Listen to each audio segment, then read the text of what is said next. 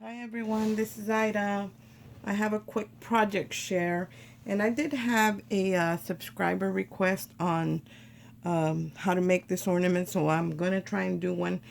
And I don't know how quick it's going to be, but we're going to see. Anyway, this is, I'm in the Scrap the World Swapper's Delight Happy Meal swap that Tamika's got going on. And what I made for the swap was this paper mache heart ornament. And I showed it already. Here's the back to it. Being that the swap was in February, so I wanted my theme of my whatever I was going to make to be love. So this is the one that I made, and I'm going to show you real quickly how to do this after I show you what else I made, and hopefully it'll go really fast. So anyway, this is the ornament. There's the front, and a lot of this scroll work and everything that's on here, the cherub, is done with paper clay. So I'm going to show you how to use that as well. Anyway, here it is. Let me move that aside, and I'm going to show you what else I made. I also made this dangle so they could put on their purse or their bag, tote bag or whatever. And I did it in gold tones, and I did it in several types of metal colors. So it wasn't strictly one shade of gold, it was different ones. And I made this little frame out of resin, the white resin. And then of course the inside is the clear resin. And I put a Bible scripture in there about love. So that's the charm that I made. And I put this little chain bling around the frame after it had dried, and I really like the way it turned out. Then I hung just different little charms, a little pink butterfly, crystal butterfly, little gold tassel, and like I said, it's different shades. And then this hope, because my theme, like I said, is love, but it's not romance love, is scripture love or God's love. Anyway, this is the dangle that I made for that. And then the other thing that I made, I wanted to come up with something that when women would go, or men, you know, there's a lot of crafty men, but this is more towards women because it's feminine.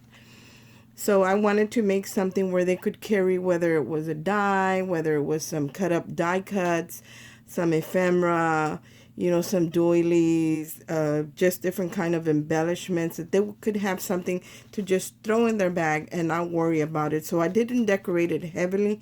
I kept it very light as far as the flowers and all that. I only put 2 flowers on here. That was it, and that's this little scroll work. A little piece of lace, nothing major. But I did sew this, and this is not, it's not made out of paper. I'll show you what I made it out of. This is not going to tear. You cannot rip this with your hands. You literally have to cut it with a knife or scissors or whatever. And here's the back to this. After I had painted it with gesso, I painted it with the same color of paint that I used to do the ornaments, which is this one right here by Martha Stewart. And the color, there it is. It's antique silk. So I'm almost out of that. I'm going to have to get some more. And it looks very silky, very satiny in the back. But like I said, it's not going to tear. On the inside, I left it the color that the material came in. So here it is. It's got the elastic like the regular travel notebooks. So we're going to call this a CTN, a crafter's travel notebook. And you just take the elastic off. And in the front, I left it blank. I'm going to put something in here, but I don't know what. I don't know if I'm going to put the recipient's names or just a phrase or what.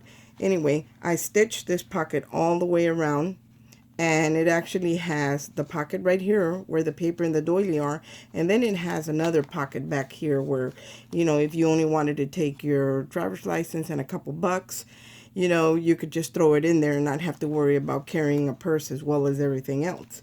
So anyway, inside I left it the natural color that it came in, and it does come in different colors. I know it comes in black and in this color. So I have one more to make, and that's going to have to be black because I'm out of this color. So I included in here these little doily heart, open heart, that my niece, she crochets and knits, and I asked her if she could find the pattern to these particular ones, and she did find it and was able to make them for me. And for Christmas time, she had made me some cup coasters, so I asked her if she could really downsize that for me so I could give it as an embellishment, because we all love the coffee themed stuff. And then I bought these little bling set, and it had a few pink, a few white, and a few red. So I kind of split up the pink and the white to give away. So there's the little acrylic hearts, flat back hearts. And then on the other page, these cupcakes stickers and the ice cream cones. This is the honeycomb that you open it up and it's three-dimensional. Well, these were on sale at Hobby Lobby, so I got a couple packages of it each, and I divided it amongst whoever's going to receive these. And then they had these wood pieces that were colored on the sides, and then the natural wood color. So I bought a bag of those, and I put a couple in each bag, each holder.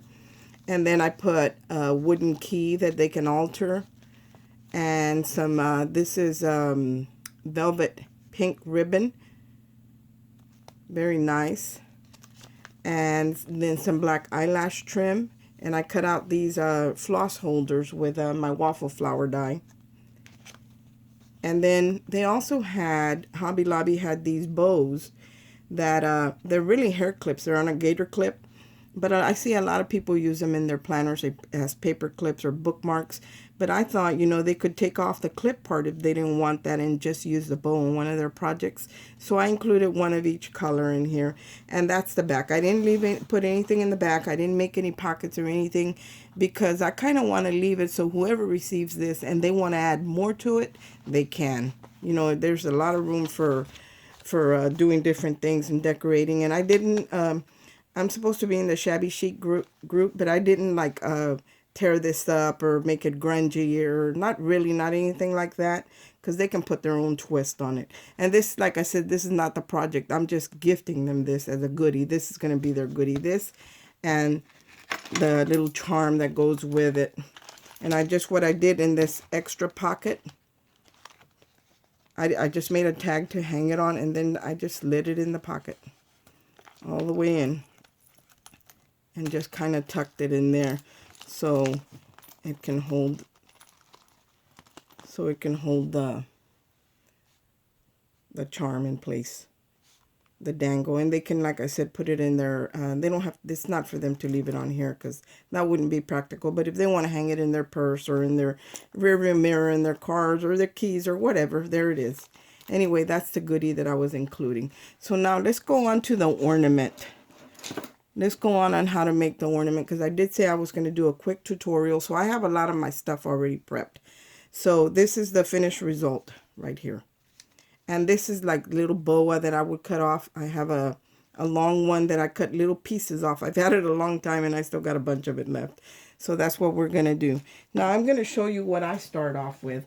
I start off with these paper mache hearts that you can get at Hobby Lobby. And they come with a little tiny cord here to hang them. And I usually just snip that off. And what I do is with a paper piercer, I make this hole bigger and I make another hole at the bottom because there isn't one at the bottom. And it does come just like this, the raw paper mache. Now, in order to be able to use the paper clay on this, you have to put some kind of base coat or some kind of something on it to protect it from, you know, getting wet and getting ruined. So like I said, these come two to a pack at Hobby Lobby, and that's where I bought mine. So this is what you're going to start off with. And then what you're going to do is you're going to paint it. Mine is already, like I said, already painted. Let me show you what I used. And that's just regular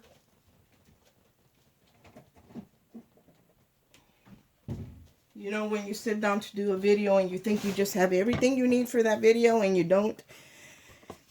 So this is what I use as a base to protect it, to kind of prep my whatever I'm putting, whatever surface, whether it's a canvas, paper mache item, anything. So I just used the white gesso, and you can get this anywhere. I don't know if I got this at Hobby Lobby or Michael's or Joann's. It's one of those, and they probably all carry some brand or another of gesso in the art department. So that's what I used to prep the surface. And like I said, I made the hole bigger here, and I made a hole down here, and I'm going to show you, because on my ornament, the string, I put it in through the bottom, go all the way to the top, loop back around, and bring it back down to the bottom, and that's what's holding my tassel. So my cord is going right through the heart, and I'm going to show you how I do that. But you don't have to do that if you don't have the needle that I have, because it's an upholstery, very long needle. What you can do is just add glue into the hole and kind of just poke the edges of your cording in, and by the time you glue everything else on there, it's not going to come out. This is just what I prefer to do. So let me move that aside. Hopefully leave it where you guys can still see that. So anyway, I had already prepped my surface, and I already put this little piece on here, and this is also a mold, and he's also, this cherub is a paper mache, and it kind of looks like not concrete, but kind of like plaster. I don't know, like stone. So that's what I use. Now I have mine pretty much done. This one is an extra one, so I'm going to show you on this one. So I'm going to show you how I did this and what I used. Now what I used to do the scroll work, this right here, the flourishes, are these marvelous molds and paper clay. Now in order to put these on my project, it doesn't have to be dry. So let me get my glue over here. Let me get my clay situation ready, because I'm going to have to wipe my hands really quick. So I'm just going to do one just to show you what I do, because I have another one that is already done. But typically you want to watch it when it's drying to make sure that it doesn't lift from the sides or anything.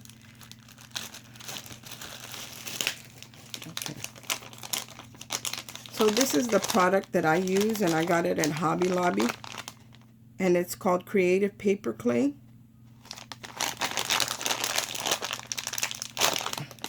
And it's kind of a funny color, kind of, I don't know, maybe caulking or something like that, some kind of wood filler. Not really wood filler, but like a wall, when you're repairing a wall and then have the fillers to go in the walls. It's that kind of color. It's not really white. So all I do is I just kind of, it's very soft too. It's very pliable. I just kind of, I don't know if you can see, I'm going to start filling in the mold. And I'm just working it. I don't want to overfill it. I mean, if you overfill it, you can always cut it off. But I just try not to do it from the get-go. And this kind of swirls around. So I just kind of pull and stretch the clay as I'm putting it in the mold. So I want to do this really fast, and I don't want the video to be very long, and I don't want the phone to ring, and you know how that goes. When you're recording, that's when the phone wants to ring. So, you know, you want to make sure when you're done using your clay that you cover it up, because it can dry out. Mine hasn't dried out because I've been covering it when I'm done with it, and on top of putting it in a plastic bag, I also put it in some kind of, just those cheap little airtight containers that you can get in Winn-Dixie, the dollar store, the Rubbermaid ones.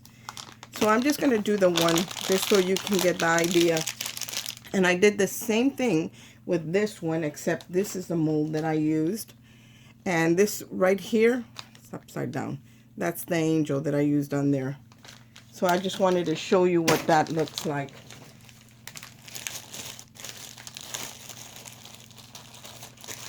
Kind of put that away and get it out of the way. Okay, so all I do is I leave it in there for a little bit, especially if it's like the angel, and just let it dry a little bit, like 10 minutes, something like that, because you don't want it to dry completely, and it doesn't dry that fast. But the angel is very delicate with the wings and everything, so as not to break them, I leave them. But these marvelous silicone molds are very flexible, so I don't have any problem. Look at how these bend. I don't have any problem taking this out of there. All I do is kind of just bend it this way, kind of work that out, and gently just kind of help it along.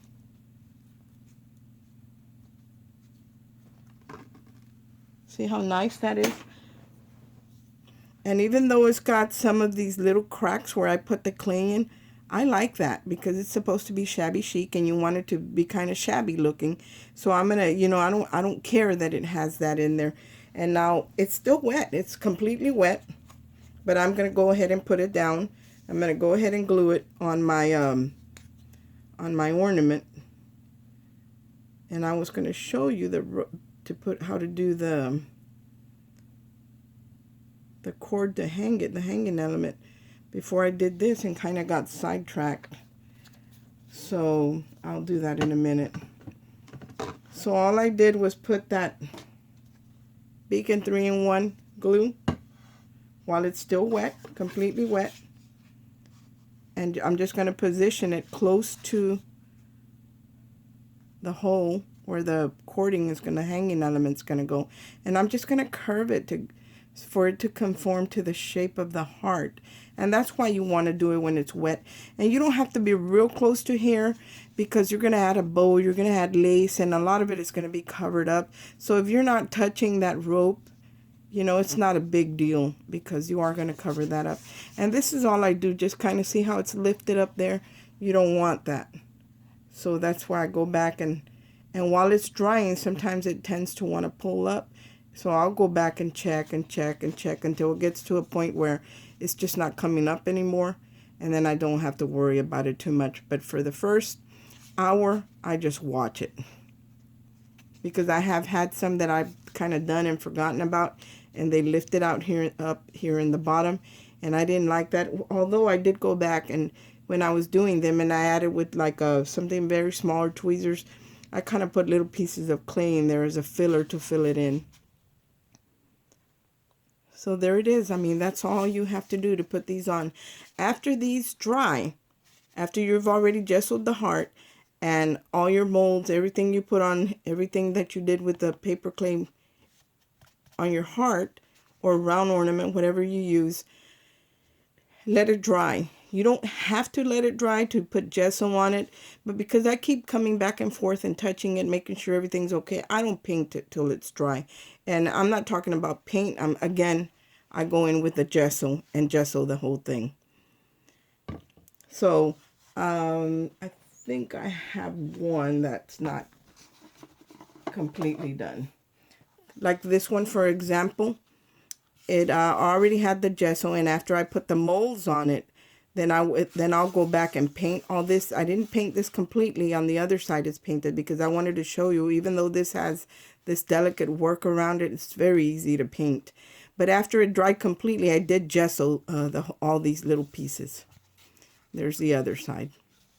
That's already partially painted. I just didn't want to waste my paint I had on my plate. So in order to put the cording on this to hang it, I have a piece already pre-cut somewhere right here.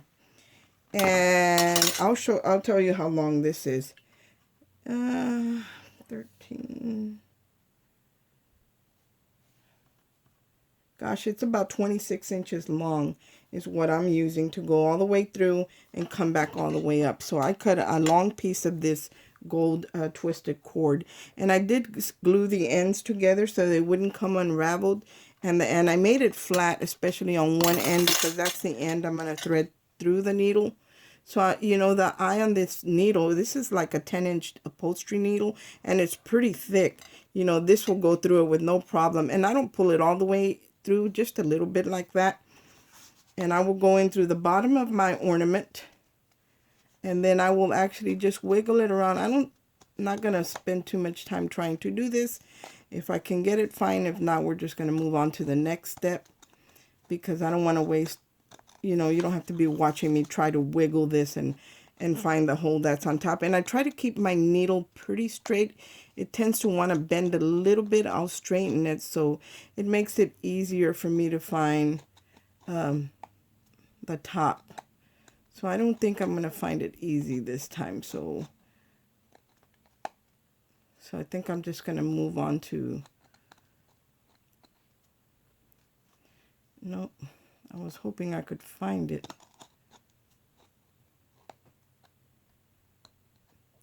You know how that goes.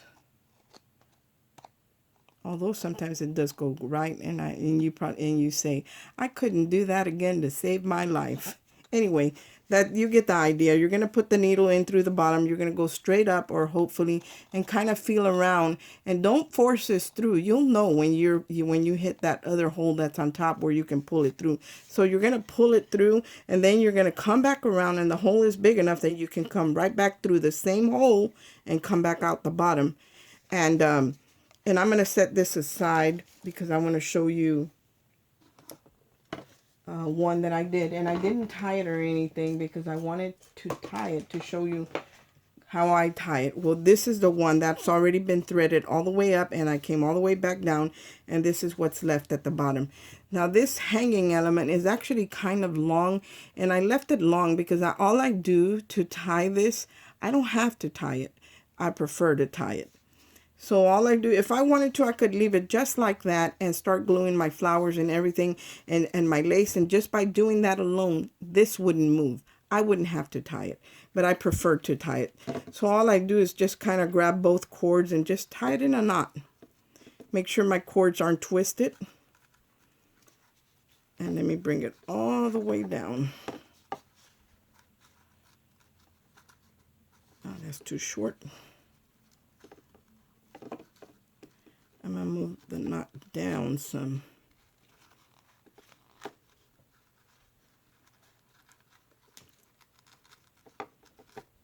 I don't like it when it gets all twisted up because then it doesn't hang right. This looks pretty good. So right here, see the knot right there? All I'm going to do is pull on it to tighten that knot. And then I'll go ahead and pull this down snug like that. So there's a hanging element on this. The bottom right here, I'm going to leave it like this for now because this is where we're going to hang the tassel. So after that I have this threaded and everything, the first thing I do is thread it. And I put my hanging element on it. That's the very first thing I do after I've already gessoed and put the molds on it. After it's dry, I go ahead and thread it and put the hanging element on it. Now to paint it, it's very simple, and I'm going to show you what I do. I always use a paper plate. This one's already painted, so let me move that out of the way. So you're going to go ahead and paint it any color that you want.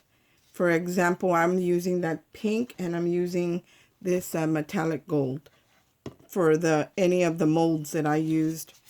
I did that in the metallic gold, and the whole heart is that pink from Martha Stewart. I don't think it's even called pink. It's called antique silk, and that's what I use on all the heart. And to paint this, I'm just going to squirt a little bit on here, and I'm not going to paint the whole thing because you pretty much get the idea. So I'm just going to put a little bit in there and show you how easy it is. You don't have to be careful. You don't have to do anything because this color is so pale that when you go back with the gold, I mean, it's going to cover it right up. Wherever you didn't want it to be pink, it's going to cover it up. So see, I'm just, I'm a little careful, but not really. And just kind of get in there, and it doesn't matter where the pink gets in because I'm going to come back in with the gold and paint the gold.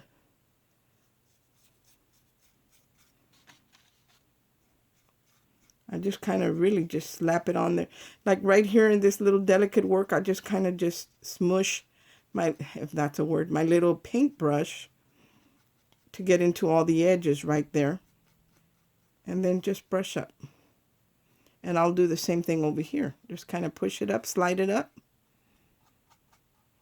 So it'll get into all the little wet edges, little crevices.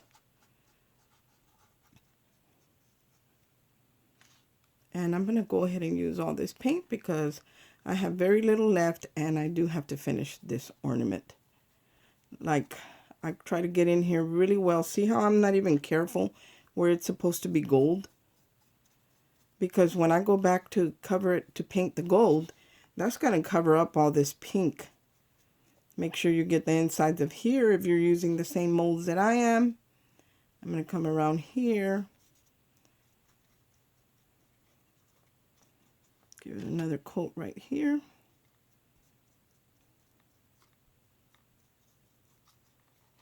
Yep. And there was this piece that wasn't painted, so we're going to paint this little piece right here. Where this angel is, the same thing. I just kind of shove my paintbrush in there to get into all the edges. I hope I'm not moving my phone. Just kind of get in here. Well, you get the idea. When you go and do the gold, then you got to be a little bit more careful, but not really, you know, because if you miss a spot and it's pink or it's white, that's okay, because this is the shabby chic group, so it doesn't matter, because you splatter paint, you do all kinds of stuff on it. So anyway, that is all you have to do. And I hate to waste paint, and I shouldn't have put that much in here, but see, I'll go in here and get pretty close, and even if I get some of it in my cord down here, it doesn't matter, because I'm going to tie a bow there and hang the tassel from there. So that's going to be pretty much covered up anyway. Let me make sure I get all of this. Yeah. So I'm just going to set that aside and let it dry, but I do have one that's pre-done, so we can continue moving along instead of watching paint dry. So that being said, you know, we've put the molds on, we've painted it, you know, whatever color you want it to be. It doesn't have to be my color. It's your project. Do it any color you want. So I have another one that is already all painted. So see, even though I was, you know, being sloppy with the pink paint, when I went back with the gold, I was a little bit more careful.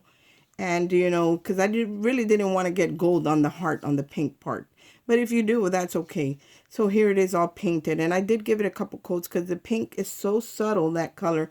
But it's beautiful. It looks like satin, like silk. It's really nice. And there's the back. And see, you can even still see some white right here. But I'm okay with that, because usually you go in with gesso and kind of give it a whitewash. I'm not going to do that. I'm just going to leave it like this. So we've got the knot already, and we've got the cord that's hanging down here. So what we're going to do next is we're going to hang the tassel. And I already have mine pre-cut. Let me move that out of the way. And I have it right here already pre-cut. And I'm going to show you how I put this on. I think these are about 9 pieces of different types of lace. And they measure about 9.5 to 10 inches. And all I'm going to do is kind of line them up. What I'm going to, and at the bottom of this, if you don't want it to be stiff, you're going to have to leave a little piece. You're going to have to tie a knot here. So when you add your tassel, here's a little, and it's just not even a knot. But see how I'm not going all the way down? If I want my tassel to have a little movement, I can't tie it up to the heart. So I want to leave a little bit of space, which is right there. You can see right through it. And all I'm going to do is I'm going to get my pieces, and these are 9 of them. And I'm going to just lay them in between the 2 cords. And I'm going to pull them to the back. I want to make sure that they're pretty much even. And you can tell they're about even right there. And I'm going to make another knot. And this one I am going to pull it tight because it's got that previous knot there. So it's not going to move any further down. You know, it's still going to have movement in it. And then another knot. And this is going to be hidden inside the tassel. So there it is. There's your tassel, and all you have to do, usually at this point, I can still kind of, if I think something's off, I can still kind of pull it and kind of even them out, and they'll still move. That looks pretty good to me. So what we're going to do here to finish off the tassel, all I do here is add some glue, And I already have a piece of cord right here. And I used the same cording that I did to hang it on. And I'm going to start in the back. And I'm going to just do a ring of glue around it. And I'm going to be gluing this around. And I just give it a couple of turns. But when I'm doing that, I'm pulling it nice and tight. See? And then I'll get a couple of turns there. So let's start doing that. And I've already got most of mine finished. But I left them pre-started. And my glue gun doesn't reach over here. So when I pull back and you don't see me, it's because I'm adding glue to it. So there it is. I'm going to let that dry for a minute because afterwards I'm going to start pulling it nice and tight. Because I want it to be tight. So I'm going to add another bead of glue coming around. And just like I'm making a ring around it. Here's the cord, and I'm just going to pull that tight and wrap it around all the strands to give it that tassel look. I hate the glue. The glue. I'm getting stuck here, guys. Thank God it's not that hot. So I'm going to give it one more turn. That completes one turn. And I'm going to give it 2 turns. So I'm going to give it one more. And I'm going to continue to pull tight. Nice and tight. Because I want it to be nice and tight. See, there's the second one now. So now we have 2 rows of the cording. And then I'm going to end it in the back. I'm sorry, I need to move an extension cord or something so my glue gun can fit up here because this is where the best lighting is. So right there is where I'm going to cut it off. Now you see this little piece that's sticking out? At this point, I can probably still pull it, so I'm going to try and pull it. Oh, I ripped it. Nope. Let me see if it's this other end. Yeah, no, it's not going to budge.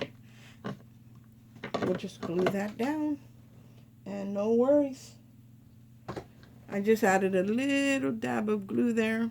We're going to glue it down and no worries. Now I am going to add a little bit more glue here because where I end it and I cut my cord, I want to make sure that I cut on the glue part. That way the rest of the cord doesn't unravel.